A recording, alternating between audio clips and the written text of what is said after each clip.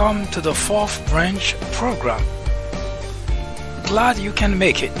I am MD. This program is dedicated exclusively for those with common sense, a spirit of patriotism, and a determination for a more perfect union. Stay tuned as we begin the discussion of a very important, interesting, and enlightening topic. Hope to hear from you soon. Happy listening.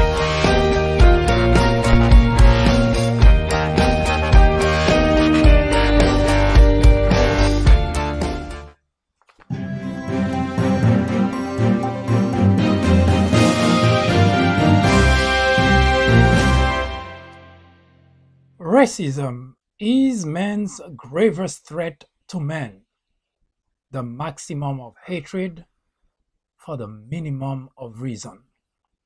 You see, racism is not born, it is taught in our society. It is a learned behavior towards individuals who are different, individuals who have different physical characteristics such as skin color. Tyson Fury said that racism is a sign of ignorance. Ignorance is the biggest threat to any democracy. It is, however, the ignorance of the ignorance which represents the greatest danger to society. It is what turns an ignorant man into a lunatic.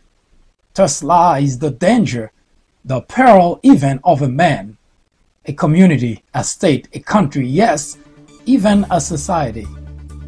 John F. Kennedy, the 35th President of the United States, said that the ignorance of one voter in a democracy impairs the security of us all. Indeed, it does. We've seen it, have we not? We've witnessed it. We are all living it, are we not? All men are born ignorant. Many have chosen to stay and live in ignorance. Only a few recognize ignorance is indeed the root and stem of all evil and choose to be ignorant no more. Hello everyone, I am MD and this is the fourth branch program. First, a warning. This program is not suitable for all audiences. I repeat, the content of this program is not for everyone. To find out if it's suitable to you, answer the following two questions. Question 1. Would you entrust your teenage daughter to a non-rapist? Question 2. Would you have a non-pedophile cared for your toddler? Once again, question 1. Would you entrust your teenage daughter to a non-rapist? Question 2. Would you have a non-pedophile cared for your toddler?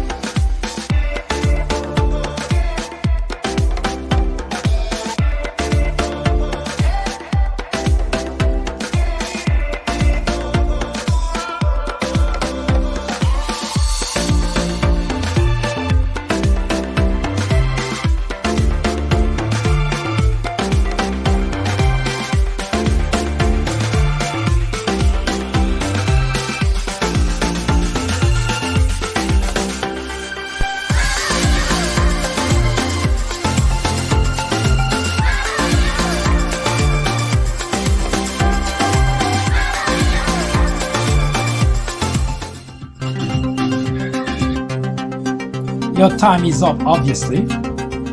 If you had difficulty answering either question, this program is not for you. If you answer yes to either or to both questions, this program is definitely not for you. But if both of your answers are absolutely not, this program is catered exclusively to you. You should stick around. It is enlightening, educational, and informative. Join me here on the fourth branch at 10:30 a.m. every Saturday.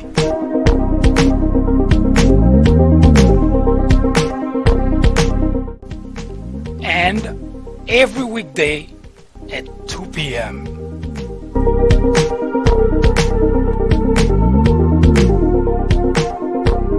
This is the fourth branch. Common sense in a world of chaos.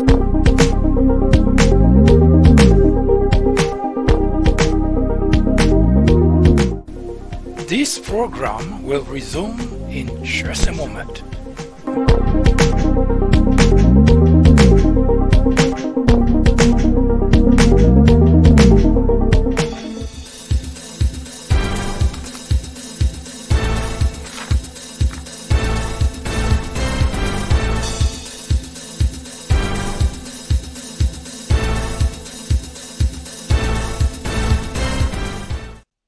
Hello everyone, I am MD and this is the fourth branch program. Thank you for being with us today. We will continue the conversation about war on blacks and also our second topic, which is democracy in America. It is a very interesting day because there are some interesting development going on both aspects of our topics. Now, for those of you who are not familiar with this program, the fourth branch program is catered exclusively for those with common sense. The ultimate objective of our program is to achieve a more perfect union, which we hope to achieve by removing the biggest obstacle, ignorance. As such, here on the fourth branch, we discuss topics of great importance, topic which impacts a very large sector of our population and sometimes the whole country. And we discuss it with common sense in mind. We debate topics of legislations with common sense in mind. We do not have any political agenda. We do not have any aspiration. Our main objective, our sole objective is to make certain that we, the people, are armed with knowledge, not soundbite, not political mastery, not deception, but information which allow us to make decisions which are good for the country, not for a political party. Because the state of the country, the predicament the country is in today, has absolutely nothing to do with the big divide that's been talked about. Certainly there is a divide in the country, but it's far from being political divide. It's far from being a divide between Democrat and Republican.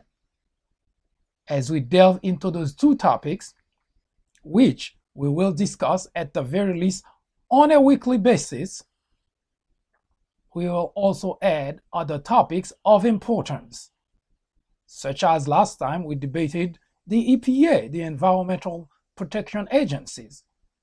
So we will continue to do so, but war on blacks as well as democracy in America will continue to be a permanent part of our program. Stay tuned. Once we return, we will continue with the conversation on democracy in America.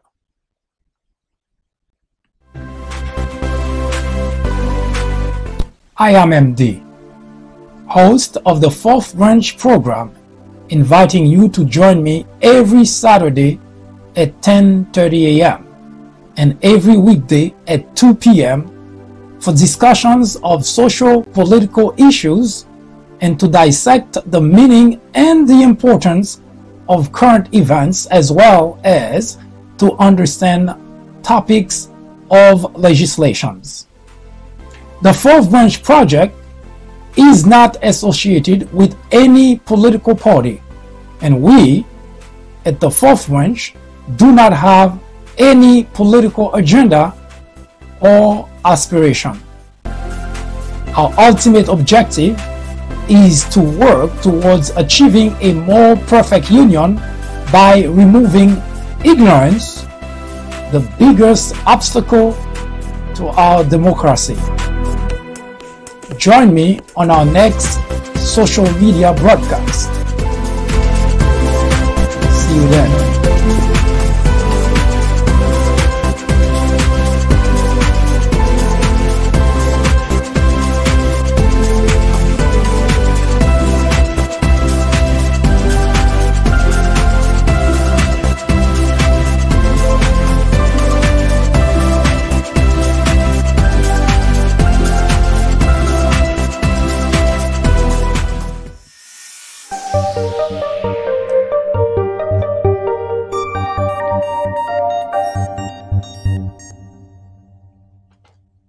Do you by any chance know who Frank Walter Steinmeier is? By any chance, do you know who Angela Merkel is? That name might sound a little bit more familiar to you. Frank Walter Steinmeier is the president of Germany, the current president of Germany. And of course, Angela Merkel is the chancellor of Germany. Now, I said that not for the sake of testing your knowledge on international politics or international history, but to make a very important point. Here in America, we take for granted the system of democracy we have. We never even fathom the idea that we can lose it, because we were born into it or we came into it, and we have had that for the longest. In fact, we've been so much blinded by the fact that we take that for granted, we're not even aware of the erosion of that system of democracy. We always construe everything that happened within the government as politics. If someone were to suggest that we may lose that, chances are that individual would be looked at as crazy. No, it is impossible. No, not the United States. How could we possibly lose democracy?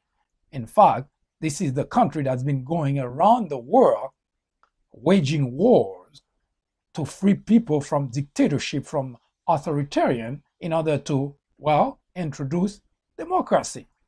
So the idea of democracy just vanish from the United States is almost impossible to fathom.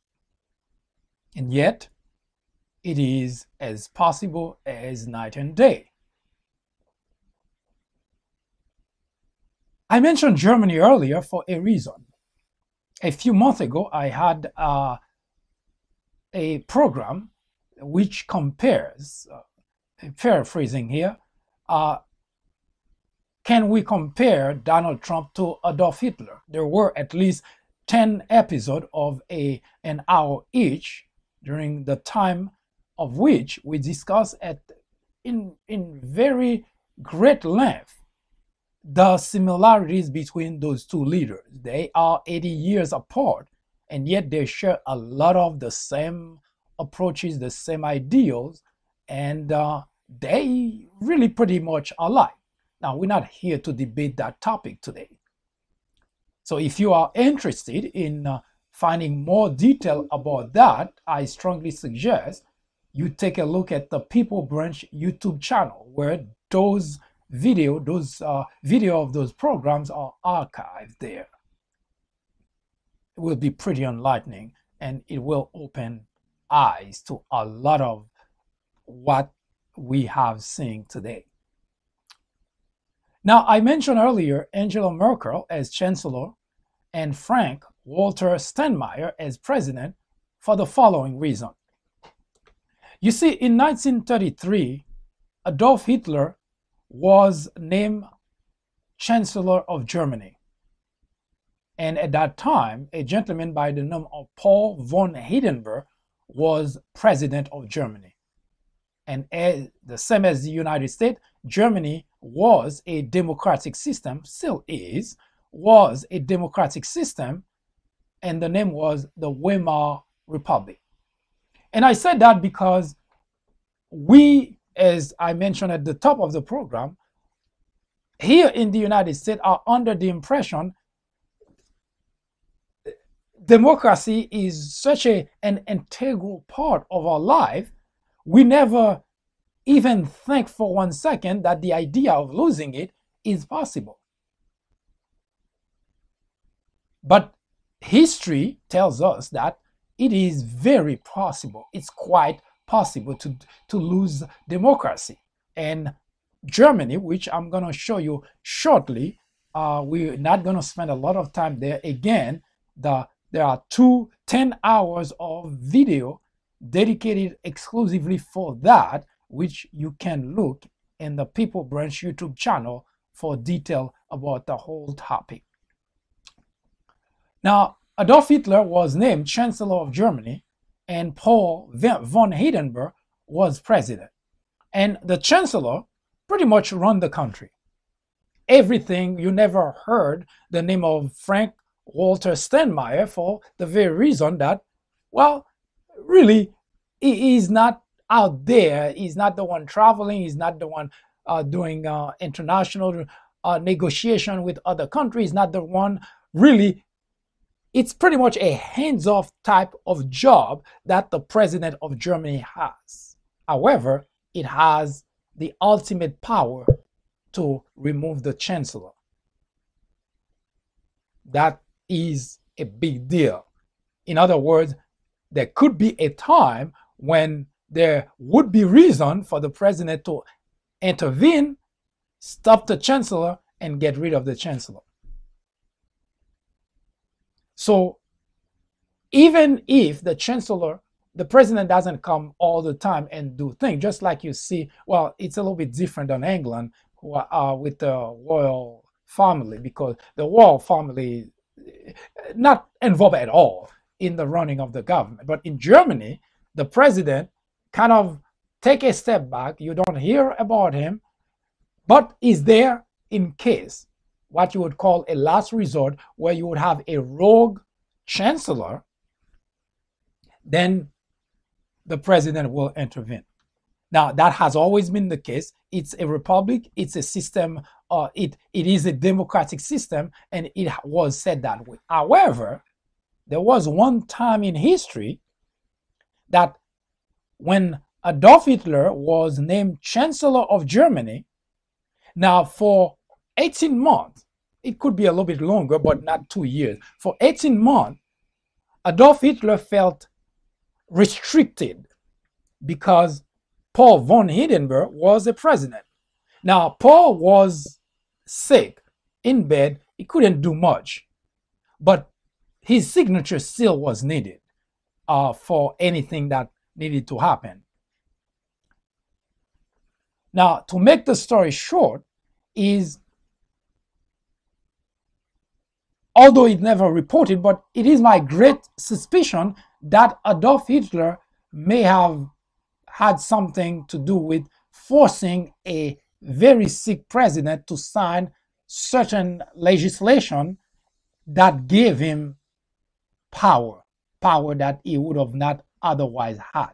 But despite that fact, and Adolf Hitler had a lot of power. In fact, during the very time that the president was still alive, Paul von Hindenburg, the chancellorship had a lot of power over a lot of things in the country, power that he would have not or otherwise had, because had the president, Alport von Hindenburg, had been sick, I doubt very much a number of legislation that he signed, he would have. But that aside, despite that fact that the chancellor had a lot of power, but there was a president, and there were a lot of things that Hitler could not do while the president was alive. Now, 18 months later, after the passing of Paul von Hindenburg, which I believe was somewhere in the summer of 1934,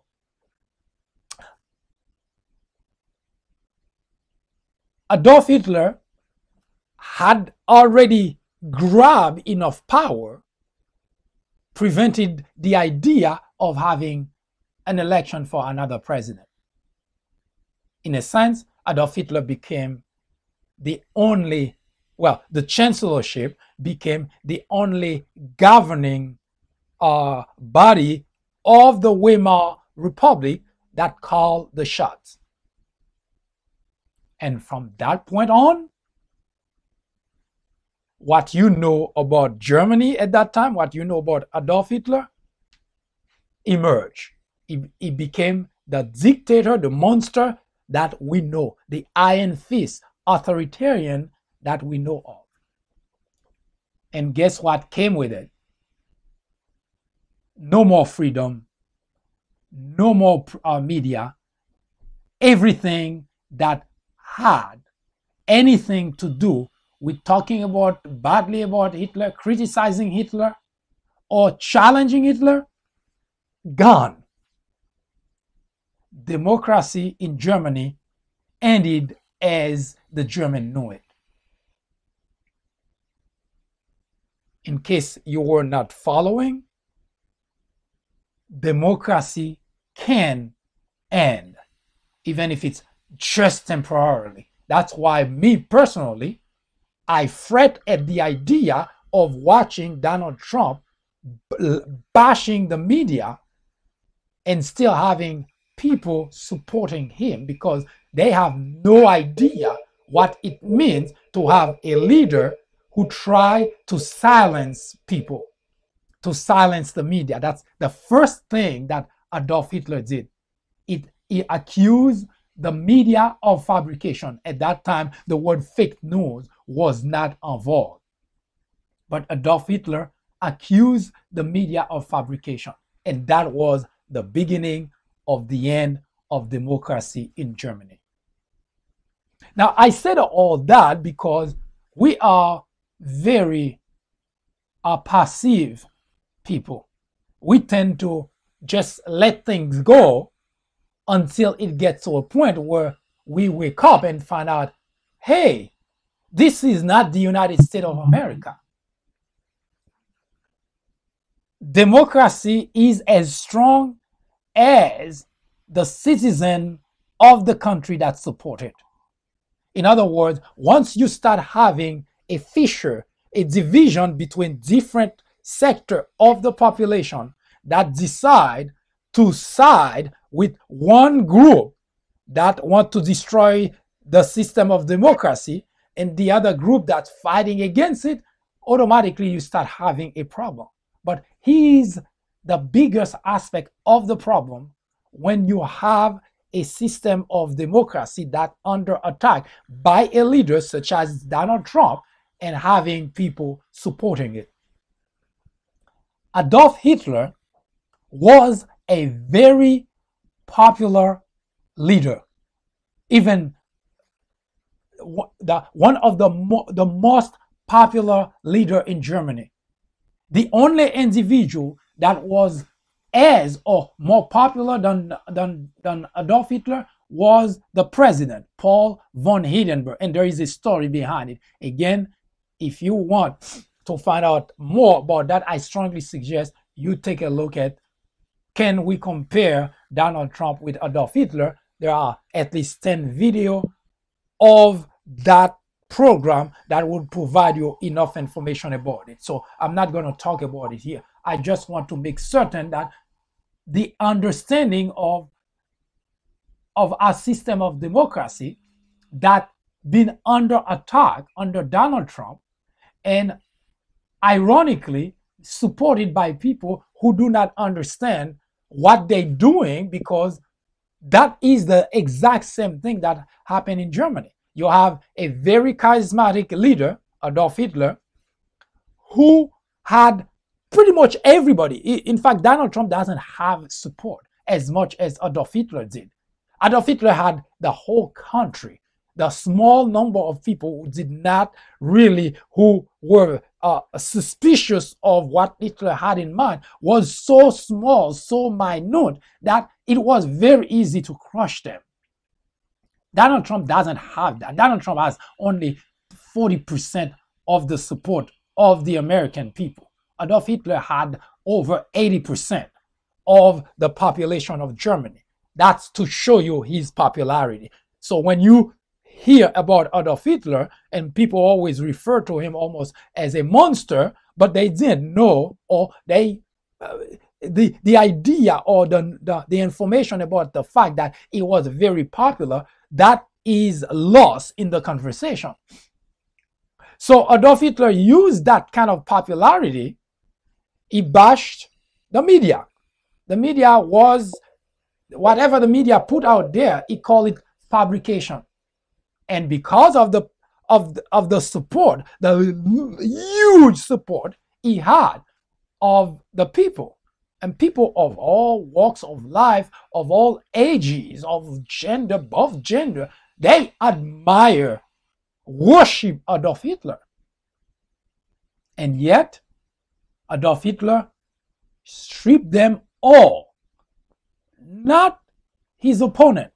And that's the part that always make me fret at the idea whenever I see people here in the United States not smart enough to understand that a leader who is out to destroy the structure that we have here, the system of democracy, if he succeed, guess what? Everybody is under the gun. So it's not because you support him, and if he end up succeeding in what he's doing, then he's going to spare you. It doesn't work that way. When Adolf Hitler get a full, complete grip in power, everybody was under the gun. In fact, he had so much power, they can pick up anybody on the street and pretty much get rid of you, throw you in jail, beat you, torture you, and there is absolutely nothing you could do about that. There was nobody to go to. In fact, the people that were doing it were people who, that's the soldiers, that's the police officers, those actually bought into what Adolf Hitler was selling. So there was no one to go to. So when you are ignorant enough to support a leader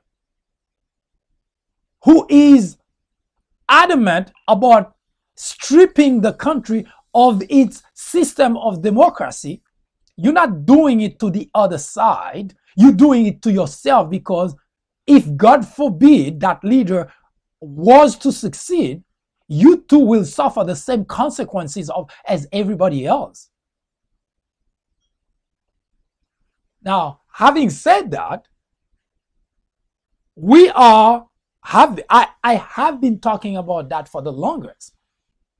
The Republican Party as a whole, Donald Trump is only following the footsteps of what's already in place for him. It is not Donald Trump that came and decided to do what you see currently being done. Today, as we're talking, in North Carolina, remember how Republicans for the past 2+ decades have been on a campaign accusing Democrats of voter fraud? Remember that? It's like it become such a refrain that sometimes it gets under your skin. It annoys you because there is no proof of such. The Republican operators machine has been at work, even trying to make up, concoct stories to convince the country that there is voter fraud. Now we know why. I've always suspected that the reason that Republican, and in fact I said that in many of my past articles, that the reason you have someone or a group, in that case a party, so gung-ho about accusing others of something is because they seem to be able to easily get away with doing the same thing, and in their mind they think, if I can get away with it so easily, then it's just a matter of time to find out that the other side is doing the same thing. It's just a human way of simplifying things that they do. They don't want to think that they're the only one who are crooks, who are doing things that are unpatriotic. They want someone else to be part of it, because if they're doing it, the other side is doing it. Hey, we both crooks, we both unpatriotic. So now we know why, because Republicans we finally put our finger on the problem, because in North Carolina, finally on display, Mark Harris, who is the Republican candidate for Congress in North Carolina, hired a company to collect absentee ballot for a very specific district. Now, you can try to spin it a million ways, because that's what, in general, that people do in order to defend themselves. They would never come out and say, yes, we did it for this reason, because they already know it's bad, it's criminal. So nobody's going to come forward and say, well, we did it because we wanted Mark Harris to win. But it is pretty obvious that was the plan, because the consulting company that was hired to collect absentee ballot in that district, Bladen district, if I'm not mistaken, was just for that district alone. I can speculate that there was some conversation with that company to make certain that those absentee ballots never see the light of day, or they are cast for Mark Harris, or at least most of it. And the reason I said that, I don't have any proof of that, but I can extrapolate from a number pieces of information. One, the company was hired exclusively for that district. Two, the company in turn hired a gentleman. I think the gentleman name, pretty funny too, the name of Doles, like Doe Jones, Doles. And that gentleman is known for doing those kind of bad things, meaning either destroying ballots or changing it, or putting on another side. So he's known for being a crook, right? And this is the gentleman who was charged to process those ballots. Well, it so happened, thanks to a lone individual who was paid $100 to collect ballots and gave it to someone instead of mailing it to, I guess, to the proper authority. So that information came out, and of course, with that information, it became very clear there was something fishy. Mark Harris won, before all that became public, won the race, the 2018 midterm election, by the way, we're talking about. See how long ago this is done, this is over. But that particular race cannot be certified by the state because of, you guess it, not voter fraud, because of fraud, because the voters did not do anything wrong. The Republican apparatus did commit the fraud, not the voters. So Republicans have been on a horse, like going around the country and accusing Democrats of voter fraud. We have 2 decades, 20 years of data,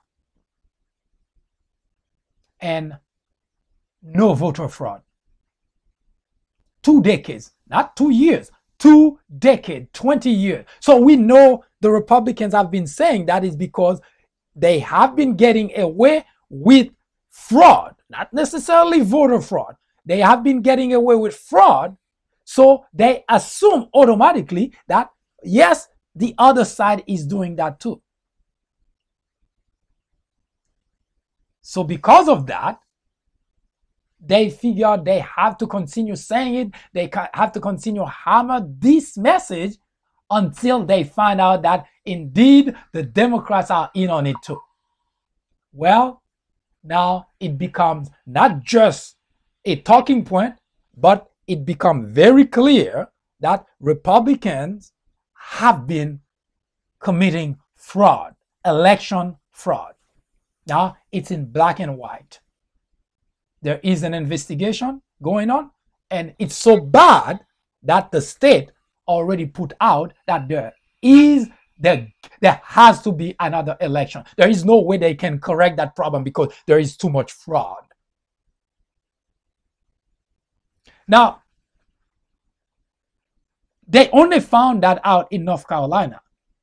But the reason it is that important for you, anywhere you are in the United States of America, is because a system of democracy is only as good as everyone abiding by the rule. And Republicans have a very hard time abiding by any rule when it comes to election. They want to always be in the leadership role, but they fail one very important aspect of leadership. Leadership is not about the next election. Leadership is about the next generation. But Republicans couldn't care less about that. And when I say Republican, I mean the Republican leaders. And that's really what's sad about the whole thing, because it's not the constituent that are doing that. It's the leaders, people at the top that are doing those kind of things. It's Brian Kemp, Secretary of State in Georgia, that were purging voters from the list. It's always the leaders, not the constituent. And it is sad because you expect the leaders to have higher integrity, better integrity, but they are the ones that are actually doing what is eroding democracy in America.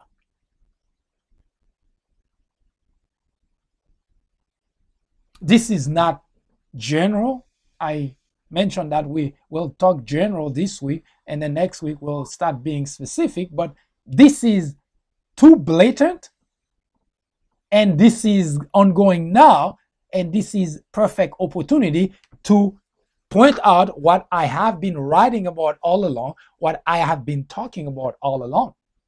It's democracy seems to be the job for the Democrat Party. Republican couldn't care less about democracy. They can destroy it, they can erode it, they can do whatever to it, and it becomes the job of the Democrat to keep cleaning up.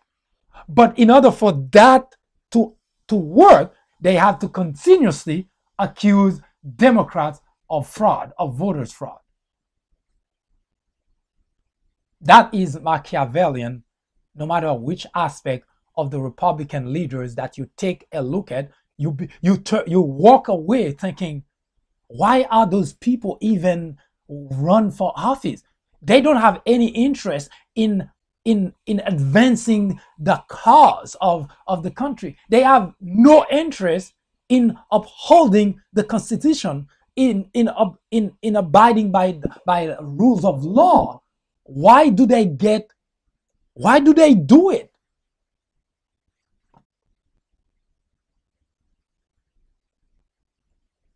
So our system of democracy is under attack. And it's not just Donald Trump. Donald Trump is very smart when it comes to taking cues from the people around him. He is very smart that way. And I mentioned that before. That's the reason he ran for president as a Republican, not as a Democrat, because Donald Trump is no Republican. Look at Donald Trump alive. He's no Republican, but he knows that he could not run as a Democrat. He would not have been accepted as a Democrat, and he would have not succeeded as a Democrat. So he did go. He's very good at reading people, because that's what he is. He's a master of deception. He's a crook. So he's able to read the Republican leaders. So he ran as a Republican. And sure enough, remember during the campaign how many Republicans were coming out and lambasting him? And guess what happened after? They all embrace him and they all want a post in his administration. So Donald Trump is very good at reading those individual Republican leaders, because they share the same type of lifestyle, ideology, and crookedness as Donald Trump. So Donald Trump is right at home in the Republican Party. Unfortunately, the constituent could do something about it, but they also seem to continue to support those very individuals who are actually helping to destroy our system of democracy. That part is on the constituent.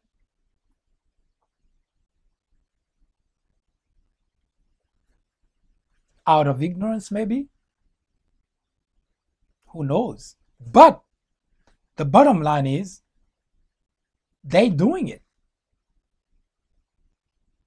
So you have the Republican legislators who pretty much don't care about what happened to the country. In fact, if you take a look at very closely as to what they do, the kind of legislation that they pass, if you take a look at that, you would notice that what they do is harmful to the constituent, hurtful to the country, or harmful to the country, hurtful to the constituent. They do not care about that, because as far as they're concerned, they have a mouthpiece that can model the issue, soundbite, and the constituent will continue to buy into their soundbite. But Republican elected official seems to have this. They do not care about their constituent. They do not care about the country. They only see themselves, their agenda. That's why eroding our system of democracy, that's why maybe what happened with Russia doesn't bother them that much, because, hey, I would have done that too. So they see it as okay for someone to accept the help of a foreign government and become the president. That's why it doesn't bother the Republican legislators in Washington, because they seem to be okay with that. Because had they not been okay with that, had they not been okay with our system of democracy being eroded, they would have been up in arms and getting rid of that individual who did that affront to our country. Instead, they're in bed supporting, in fact, defending, shielding that individual. So no, the country cannot rely on Republicans to protect the system of democracy we have. We have plenty of proof, and as we continue the conversation on that topic, we will continue to bring you information, example that clearly show that Republicans couldn't care less about democracy in America. They have their job, they keep it, they know that it's easy for them to go the next election and tell their constituent that the other side is bad, the other side is worse, so the constituent will continue to vote for them. And that is the problem of our democracy in America. Hi, I am MD, host of the Fourth Branch program. War on Blacks is a new topic added to the Fourth Branch programming in order to discuss the intricacies, the complexities of race relations in America. The goal is threefold. 1. To bring attention to the various forms of prejudice, discriminations, and racism in the country. 2. To expose the undeniable presence of such in every aspect of life and every corner of our society. 3. To extricate us all from the ignorance, the indifference, or the complicity. The ultimate objective is to make the discussions of those issues, racism, prejudice, discrimination, a normal part of our lives. Then, and only then, will we, as a society, be able to eradicate the problem. Martin Luther King Jr. said, "Nothing in all the world is more dangerous than sincere ignorance and conscientious stupidity." Abraham Joshua Heschel exclaimed, "Racism is man's gravest threat to man, the maximum of hatred for the minimum of reason." Join me in the journey to restore equality. Or would you please get out of the way? Thank you.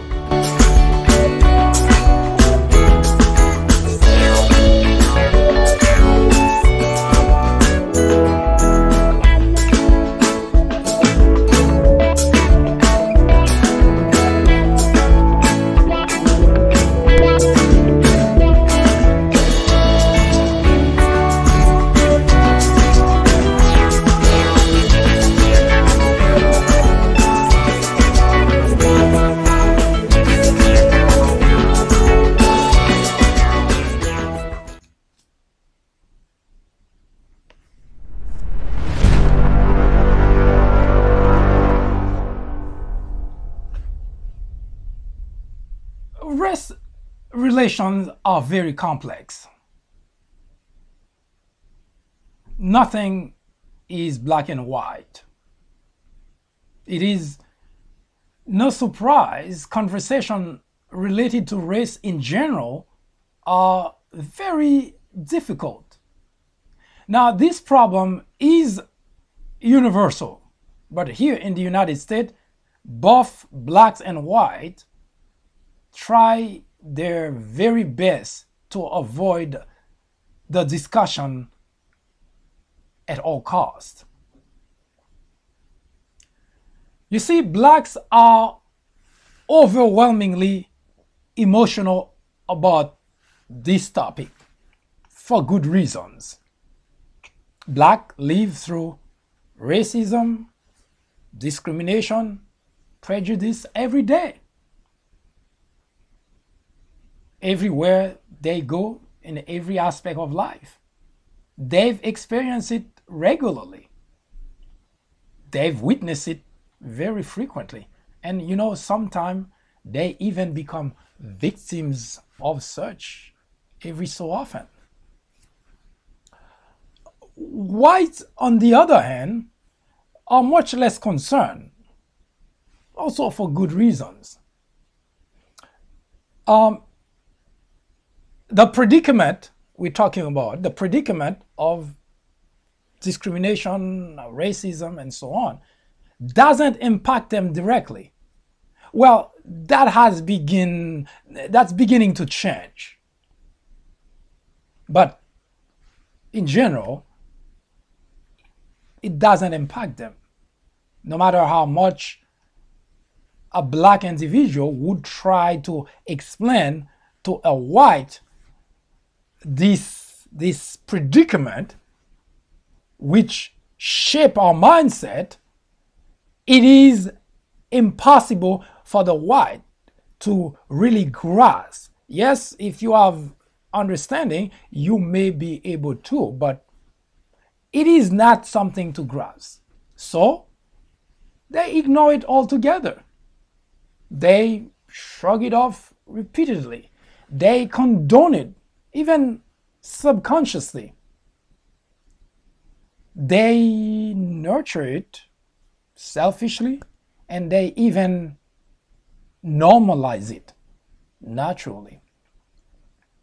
So the divide between those two groups, blacks, victim, whites, culprit, that divide has grown larger and larger and larger every day. And with the presidency of Donald Trump, who is overtly racist, that situation has exacerbated. Now, don't get me wrong. Donald Trump did not create the predicament blacks are in. Blacks were slaves at the time Donald Trump were not even born. Or was he?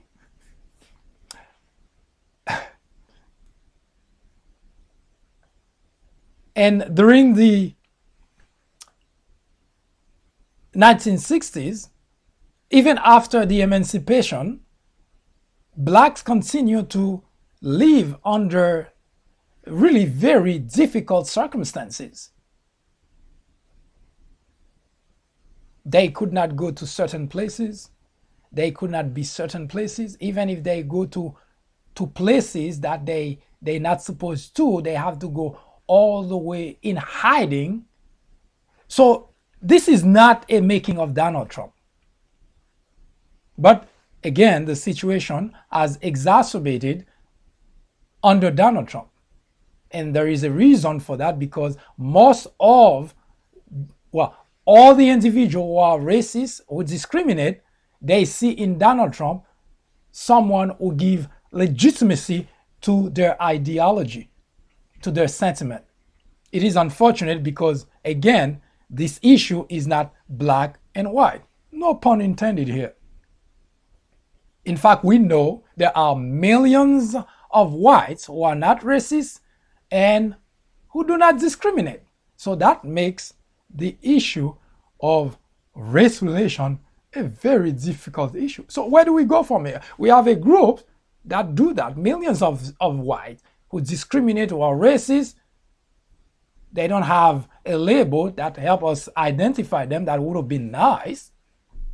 And we have also millions who are not racist, who do not discriminate. So where do we go from there? Dilemma, isn't it? As mentioned yesterday, it would have been nice if we could identify those who are racist, those who discriminate, just like this. If they could have some sort of sign, some sort of label, maybe a bracelet, that would have made things so much easy. Because it would have made it easy for blacks to know, well, you do not really try to do much with this group because we already know where they stand.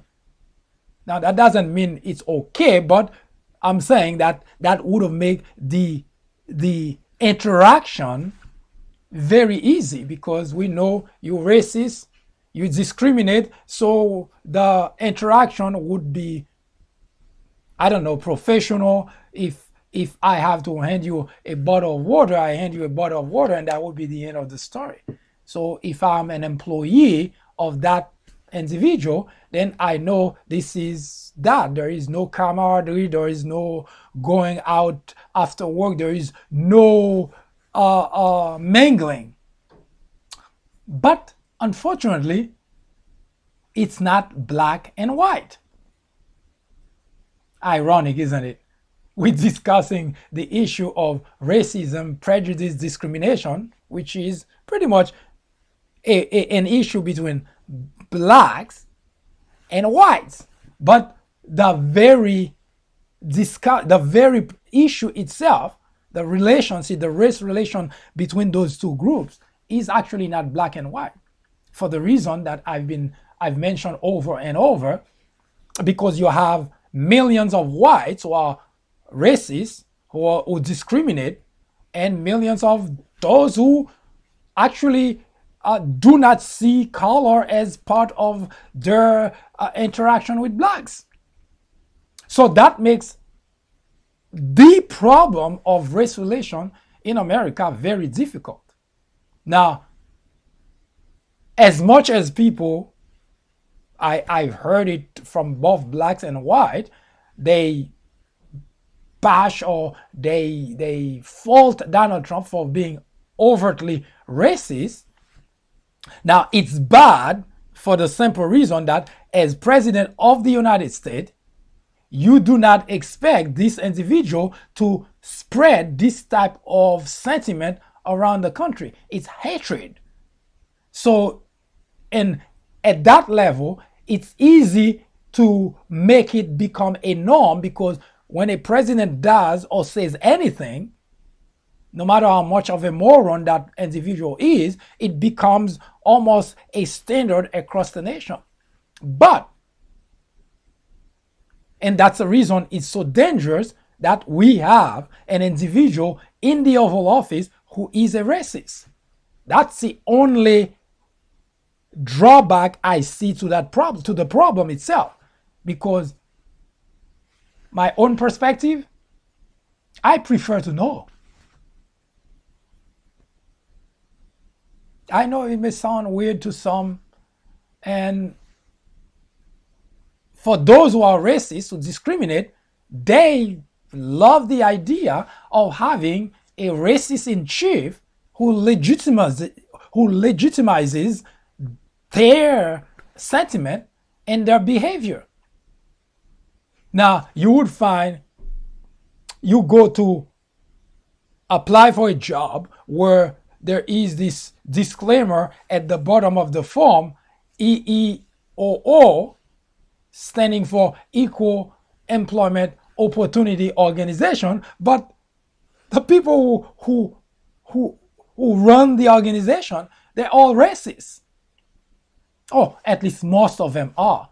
Or the top people are racist. So they trickle down that type of behavior all the way to the bottom. But they do have a disclaimer on the form that says EEOO. Ironic, isn't it? So that's like the soundbite that Republicans have, that they just spread around, because soundbite, as long as you can read EEOO, it's just to comply. That's all it is. But they continue to spread, to behave the way that they always have, as racist, as people who discriminate. Now, Tyson Fury said that racism is a sign of ignorance. Now, that sounds like philosophy to me. Yes, you can go and dissect it and say that's the case, that's true, and you would be happy that you dissect that topic and you explain it to those people that they're racist and it's a sign of ignorance. And that's the irony of the whole thing, because racists, people who discriminate, couldn't care less what it is. That's the reason they do it, because they couldn't care less. Indeed, it is a sign of ignorance, because I met some of those individuals and they do not have anything that warrant them to discriminate. Not in terms of education, not in terms of knowledge, not in terms of beauty, they don't have much that gives them that I don't know, whatever they have in mind that tells them that they can discriminate against black. There is nothing that warrants that. So yes, it is a sign of ignorance, because had they known better, they probably would have been humble, not get on their high horse and try to discriminate. But it's irrelevant, because this issue is so widespread in our society that the casualties caused on blacks are enormous. Now, we use war on blacks as the title for the topic, and we already get some backlash on why war on blacks.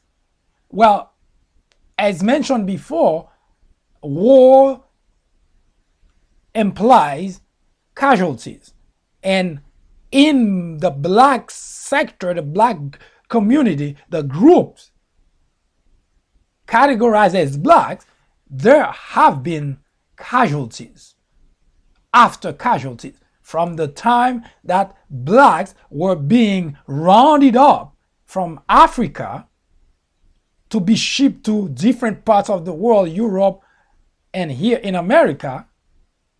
There have been casualties.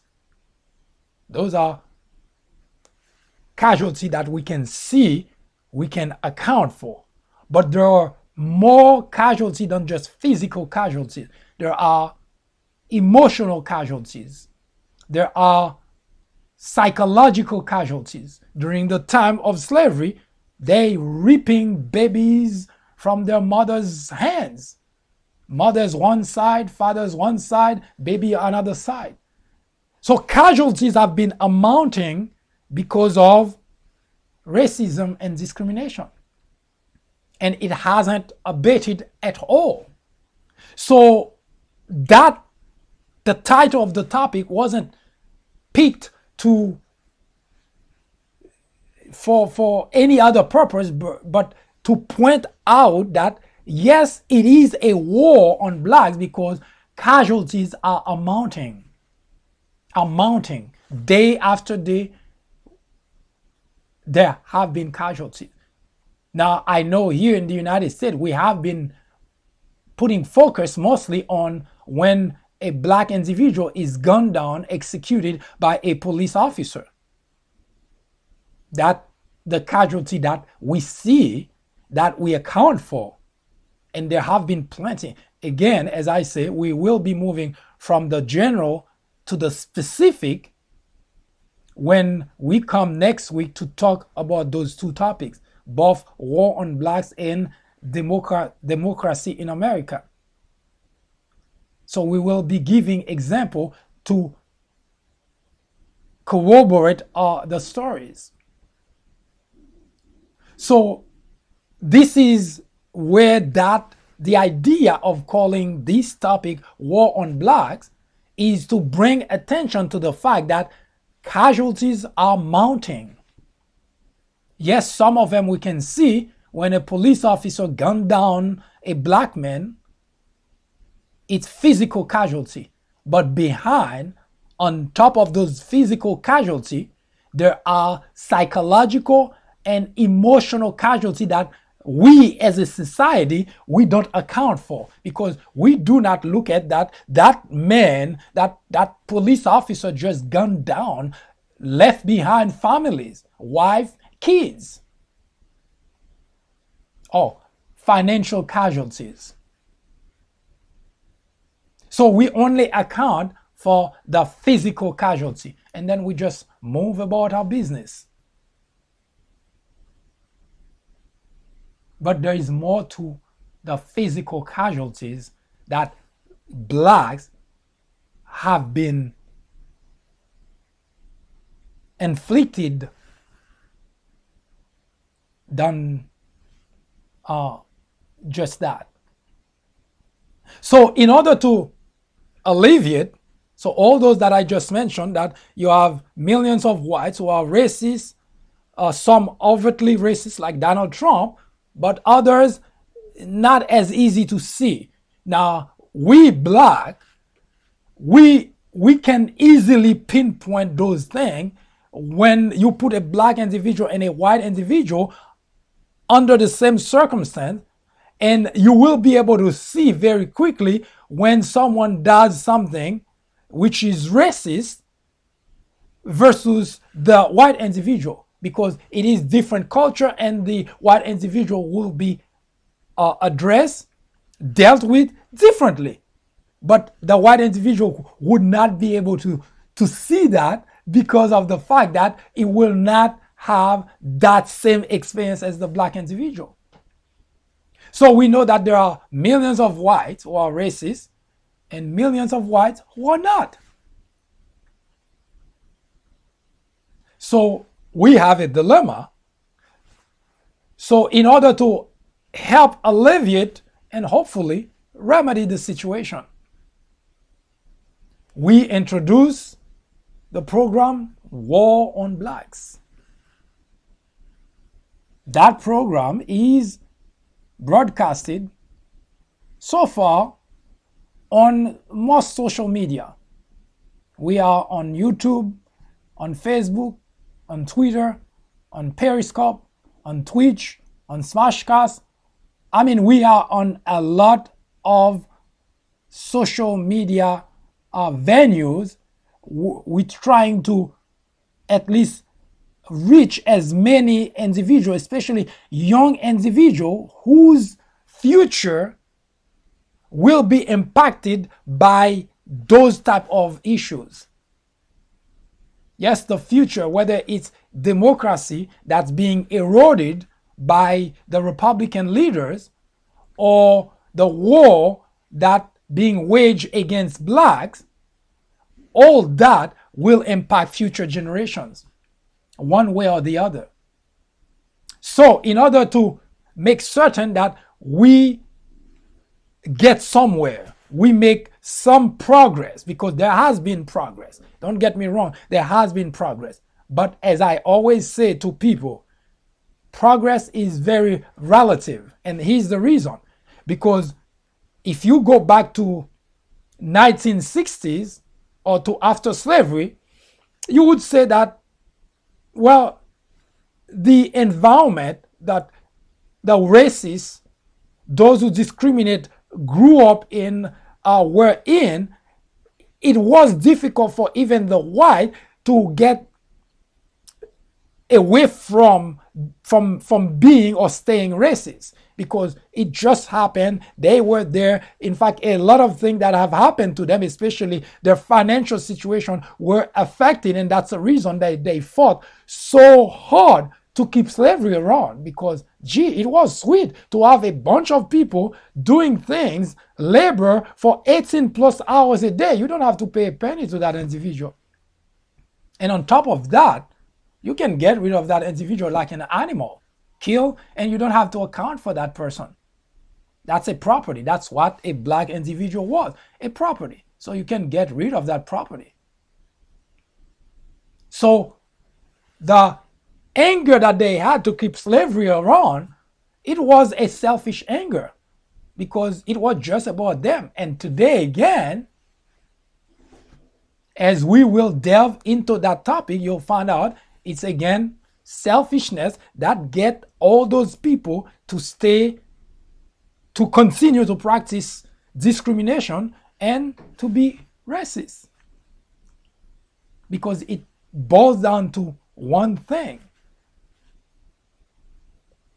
And when Tyson Fury say it is a sign of ignorance, it's because it's one individual who try to feel more important than the other, and for that, I'm white, then well, I can discriminate because you're black. I can get places. And in fact, it is true. That's the reason that they do it. But what makes it sad is the fact that it is justified in our society, and that makes discrimination almost a lingering thing around, because the people that continue to practice discrimination, they have venues that just open for them to continue doing so. The workplace, if two people have an issue at the workplace, a black and a white, and you go to human resources to try to clear that up, it is a guarantee the black person will lose his job, not the white. So we'll get to those. Those are examples that we will bring specific example to make those points. So this is war on blacks. This is a topic that's going to be around with us, and we're going to be discussing at the very least, on a weekly basis, that topic along with democracy in America, in order to keep those in the forefront of the conversation and hopefully minimize, reduce, eradicate those issues: prejudice, discrimination, racism, remove them, leave the fringe element like the KKK, the white nationalists. Hopefully they too can start seeing the light, but that's the idea. And of course, democracy in America, the purpose is to try to remove those from office, those elements, those legislators, elected officials who are eroding our democracy. Now that's important because it's not a Democrat or a Republican issue. All constituents are to be concerned about the erosion of our democracy. So we will address that in the coming weeks, hopefully. Well,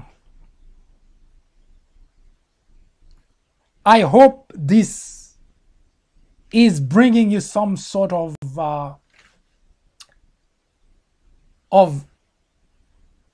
open your eyes to what's going on. Not you're a Democrat, you vote Democrat, you're a Republican, you vote Republican. As far as you're concerned, it doesn't matter how much damage the legislator or the elected official is doing to our country. You're going to continue voting Republican because, you know, your parents, your grandparents, your great-grandparents have been Republican, and you're not going to change that. Well, bad news. If you continue to support something that's bad for the country, your kids, your grandkids will not enjoy what you enjoy today. The democracy that you enjoy today, the freedom that you enjoy today, may not be around for them. You may not care, but if you do, then you cannot continue to vote a particular party just because it is a particular party.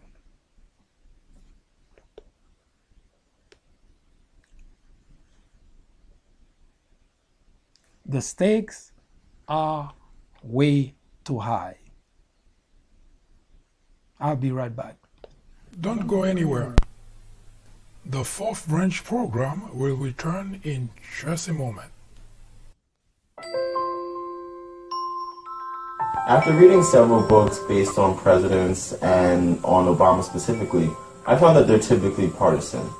The Obama legacy targets the heart of the issue by giving credit to the president where it's due, but definitely coming down hard on Obama on his bigger failures, like his handling of the Syrian crisis. If you are in college, going to college, you are an educator, a faculty member, or someone with interest in government or politics, The Obama Legacy is definitely a book to read. My professor recommended The Obama Legacy. A friend actually recommended The Obama Legacy. I would highly recommend this book for anyone, whether for academic use or leisure reading. I would recommend this book to anyone out there searching for an impartial and unbiased look into Barack Obama's tenure as president. I would definitely recommend this book as a good read for both liberals and conservatives.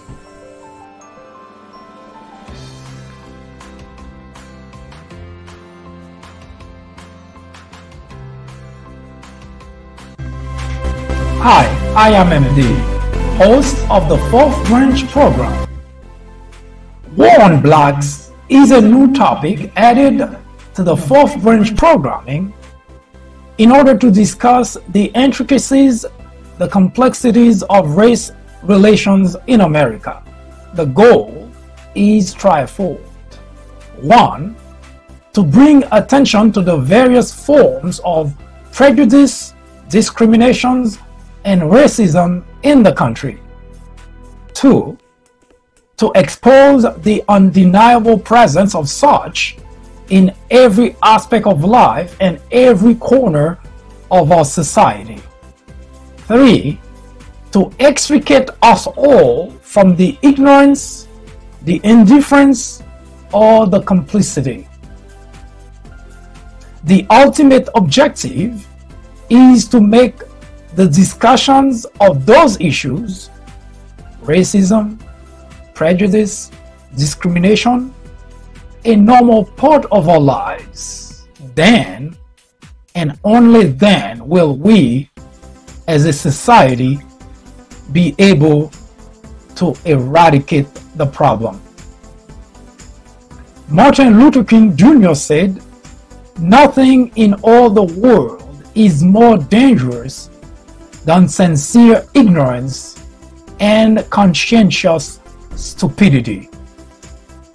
Abraham Joshua Heschel exclaimed, "Racism is man's gravest threat to man, the maximum of hatred for the minimum of reason."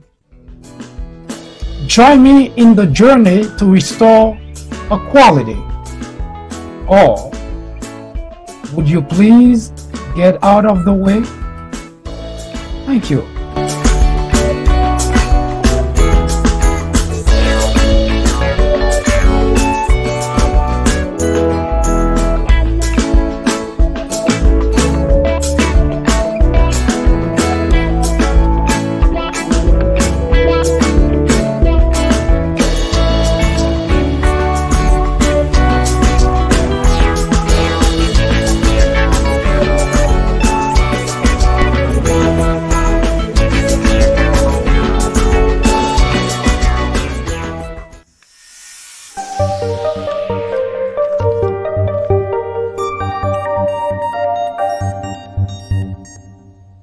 I do thank you for spending the time with me.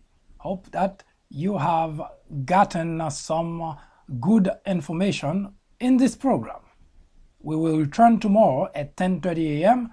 to continue the conversation about war on blacks as well as democracy in America. I hope you have a wonderful afternoon or evening, whichever it happened to be. Good day. I am MD, host of the Fourth Branch program, inviting you to join me every Saturday at 10:30 a.m. and every weekday at 2 p.m. for discussions of social political issues and to dissect the meaning and the importance of current events, as well as to understand topics of legislations. The Fourth Branch Project is not associated with any political party, and we at the Fourth Branch do not have any political agenda or aspiration.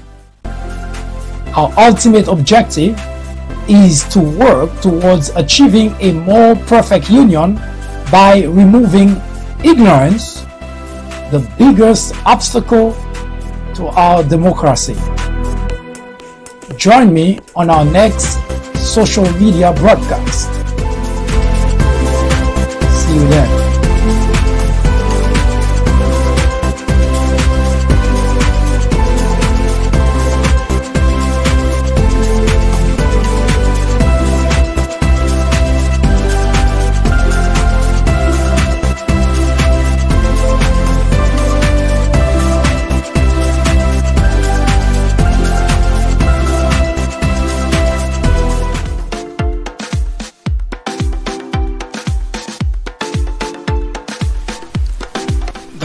Fourth Branch Podcast is brought to you in collaboration with the People Branch publication, which can be found on the People Branch website, located at peoplebranch.org. That's peoplebranch.org. That's peoplebranch.org website, in which you will find a number of very interesting articles.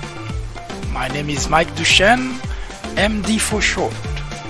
I hope you have a great afternoon or a great evening, whichever it happens to be. Hopefully you can join me again next time for another interesting episode of this podcast. That was the Fourth Branch, live from New York. Good day.